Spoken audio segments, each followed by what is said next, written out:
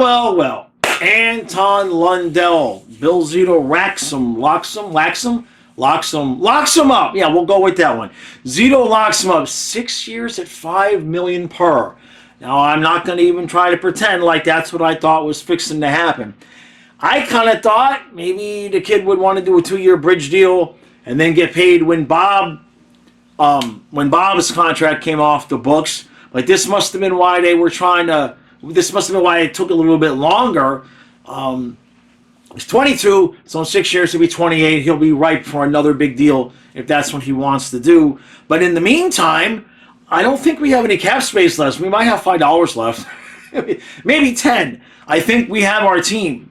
I have not looked to see what the situation is, but I suppose what we probably have room for, if anything at all, is to either add Samoskevich or Sordif to the mix, depending on who makes the team and who ends up in the AHL and all of that.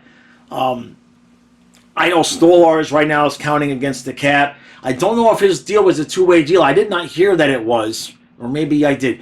Don't remember. The point is Anton Lundell is locked up, and that gets this for Bill Zito. We are, as Trey texted me, we are golden, because now you're going to have Verhaeghe locked up. We already know that contract's coming.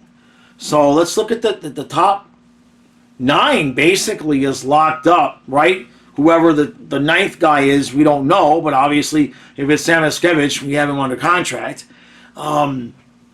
What this does is 2 things. Now, you can say that you're going to pay Bennett with Ekblad's money because this is Ekblad's last year. Bennett needs a contract. You can also say that if Bennett was going to be out, or too pricey, if he was going to be too expensive, but I don't think he will be. I mean, Bennett is the quintessential player that we need, and we do need him. And Anton Lundell would be more than a capable 2C. Now, what are you going to give Bennett? That would be the last extension we would need to be working on. Can Zito pull off all of those guys off?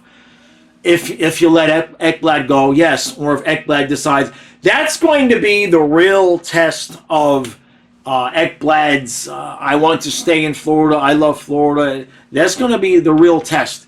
Because I don't know how much money we're going to have left to give him a contract, because Bob's still going to have 1 year left on his deal, right? When Ekblad comes up. Don't know if they're just going to let Ekblad walk or whatnot. I saw a couple of people talking about maybe trade Ekblad at the deadline because you don't want to lose him for nothing. You're not gonna do that because we're trying to repeat as Cup champs. Okay. Now, if the wheels fall off for some reason and we're not even in the playoff spot, or if it looks like something like that's going to happen, then maybe you would move on from Ekblad at the trade deadline. But I don't think anything like that is going to happen. So Barkov, Reinhart locked up. Erod, 3 more years, 2 more years, something like that. Bennett needs a contract. Verhaeghe's going to be locked up. Chucky's locked up. Lundella's locked up. Luosterainen still has a few years left. Whoever's on that right side next to Lundell and Luosterainen, that's the only guy that doesn't really have a long-term deal. But if it is Samoskevich or Sordif, obviously they're on their ELCs, so they're not going anywhere.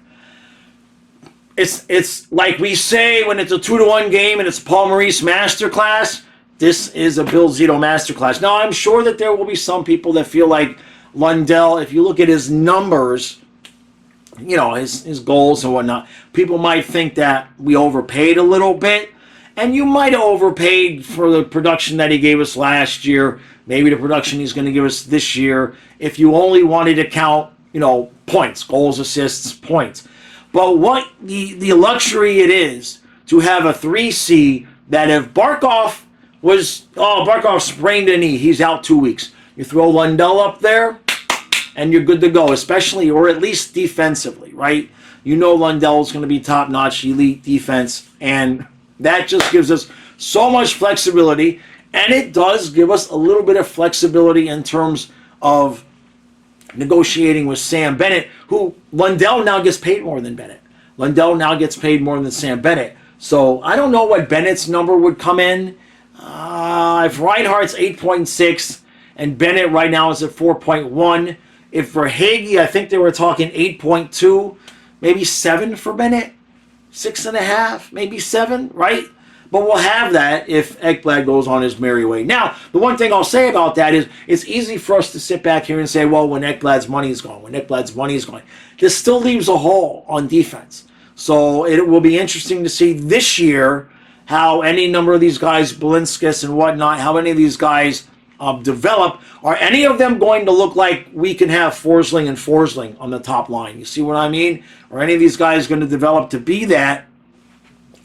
It's just beautiful. It is so beautiful to just sit back and know that the team, we have our cup, and yeah, you could say we paid the cup tax, but in reality, we lost Montour and OEL. And OEL was just a one-year rental anyway, right? So really, if you want to look at anybody that we gave assets for, OEL's really the only guy that we lost Montour's the only guy that we lost where we, lost them for nothing and we had given up assets. The rest of the way was just free agent guys and everything like that. So that's it. That's got to be all the money. I didn't look, but I'm going to assume that that's all the money. Like I said, maybe room for one more AHL guy or, Samoskevich or whatever. And this will make the goalie decision important. We'll put it that way. You only get so much cap relief if Spencer Knight's in the AHL. I talked about that yesterday. I expect him to be in the NHL, and I would expect Drieger to be the guy going back to the AHL. He'll pass, nobody's going to pick him up, you would think. He'll pass through waivers. So I believe we have our team. I think Schmidt was the last piece on defense. Lundell, that locks up the forward group. We've got 4 new fourth line guys. We've still got some of the depth guys that we had from last year. Lock it up, Panthers. All right. What's next? I still want that Ekblad and Knight from a card deal.